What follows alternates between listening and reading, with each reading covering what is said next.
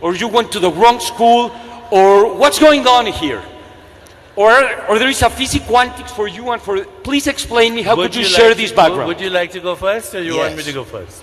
3 minutos, por favor. My attitude to science is that we are fundamentally trying to understand how things work. Science is very difficult. It's very difficult to understand how things work. The hard problem of consciousness has been mentioned, the problem of the origin of the universe, the problem of the origin of life, the problem of how life has this uncanny appearance of being designed, the size of the universe, the scale of the universe, how embryology works. These are all deeply difficult questions. They require hard scientific work, and in all cases, I think I'm right in saying, that scientific work consists of explaining complicated things in terms of the interactions of their parts or of simpler things. So we always try to explain complex things in terms of simpler things. We do not resort to magical language. We do not snow our audience with highfalutin sounding words that don't actually mean anything. We use words that actually have meaning. We use expressions that can be tested. We work hard at understanding the universe in terms of its component parts. We don't invent superarching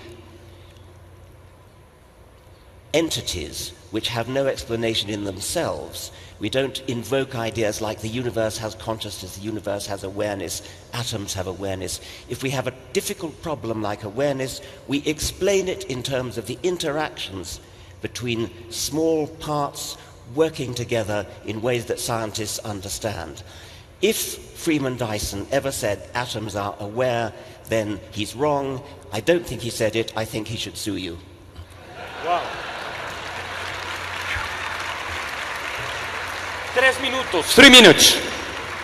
Ad hominem is a logical fallacy, science 101. I'm not going to resort to the tactics that you use, sir. Friedman Dyson said it, and so did Schrödinger say that consciousness is in the universe. Max Planck said that mind is the matrix of matter. I could go on and on about the pioneers of the early physics, the quantum physics, who were compelled to include consciousness as a fundamental aspect of reality. Consciousness is the white elephant in the room. You require consciousness to come up with a theory. You require consciousness to design an experiment. You require consciousness to make an observation. Science is the offspring of consciousness. It is the product of consciousness. So that's the first thing I want to say. The second thing I want to say here is very clearly that there's no argument about the fact that evolutionary biology explains everything about the species going from one species to another.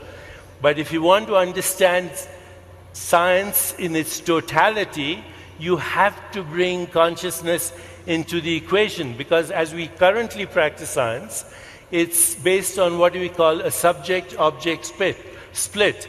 There's an observer involved in every observation. Science doesn't ask who the observer is, who's the observing self, where is the observing self. But in the absence of the observing self, there wouldn't be any observation and there wouldn't be any science. The observing self cannot be glimpsed by science and scientific methodology because it happens to be the observer. The observer cannot be observed. And that's where spirituality comes in. If you define spirituality as self-awareness, only consciousness can know consciousness. Only consciousness can explain consciousness. Only consciousness can understand consciousness. Any scientific understanding of consciousness through looking at the brain is at best inferential. You're looking at correlations of experiences in consciousness through objective means. So I think science is incomplete as a way of understanding fundamental reality. It's based on a fragmented view of reality. Subject-object split. Nature is one. The universe includes observers, modes of observation, and objects that are observed. So science, because it's fragmented, like religion, which has been fragmented, is capable of creating diabolical technologies.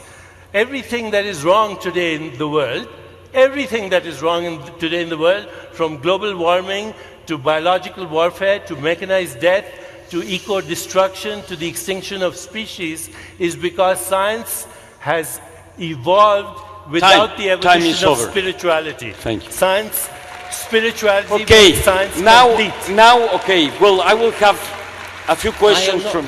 Please. I shall not make an argument ad hominem. My argument is ad bullshitem. Okay. You're violating all the rules of logic. Of course we need to understand consciousness. Of course consciousness is vital to everything we do. Consciousness is something we are all aware of, is something profoundly difficult to understand. It's something that science desperately needs to understand. That we can surely agree upon. That does not mean the universe is conscious. That does not mean any of the things you've just said. It means that consciousness is a subject which is worthy of scientific exploration, proper scientific exploration, which means understanding consciousness in terms of nervous systems, possibly in the future in terms of computers, because it's conceivable that computing machines may reach the stage of complexity and organization that they too will experience subjective consciousness. But whatever experiences subjective consciousness is going to be complicated, is going to be a very large organization of lots of small parts interacting together in very complex ways. An atom will never be conscious, nor will a single cell. So may I ask you a question? Have you ever engaged in self-reflection or self-awareness? Have you ever experienced transcendence? Have you ever questioned if perceptual reality is different from fundamental reality? Have you ever questioned the idea that science does not examine reality but creates models of reality? Have you ever thought that if computers will explain consciousness, have you ever thought who will design those computers and where will those computers be conceived and constructed? If you have never experienced a fundamental, unique experience that has existed throughout history, through antiquity, it's called transcendence. It's experiencing the self. And it's the knowingness that the self of the individual is the self of the universe. I'm not talking this language by myself. This is the perennial philosophy that Aldous Huxley spoke about. It's what Gottfried Leibniz spoke about. The sages of the Upanishads spoke about. The transcendentalists like Emerson and Thoreau spoke about. But if you have never had the experience of what people call non-symbolic awareness, we have your question. You have no what right about to comment on science being a complete Deepak. way to understand reality. Okay, the question is there.